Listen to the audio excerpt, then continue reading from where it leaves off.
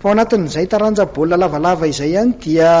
natsapa ireo filohana section ireo mpitatana section fa dia toa tsy nisy ray-pia izy ireo ary saika nambaran'izy ireo fa dia lasa very-anjavony ny faninarana izay ataon'izy ireo ka noho izany dia ny fanantona tamin'Andriamatoa Andry Rajoelina azafady indrindra filohan'ny ligina Nalamangy izy ireo ny fampiraraha ny tady vahaolana izay tokony andaminana sy amerenana ny laoniny amin'ity taranja baolina lavalava ity. Mandana karo izay nitotosaina teo amin'ny teo izay nisy ny fandiniana lalina satria nisy mikorotana teo izay hita misy fanampy am'trandrindribia teto amin'ny Nalamangy ity.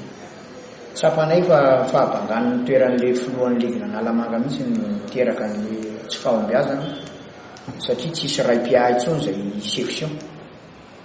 Teo anatrehan'izay dia mifamory izay mpitondra ny section teto Nalamangy hoe inona ny hevitra ataontsika amin'ity satria na ny kianja ilalovana raha dia ifandrotahana ary mahatonga mety takany zavatra ny seteneny complexe zao dia manjary lasa tonga olana ao anay lasa miady ny mpanao ringby amin'ny resaka kianja satria tsisy lehibe mpandamina.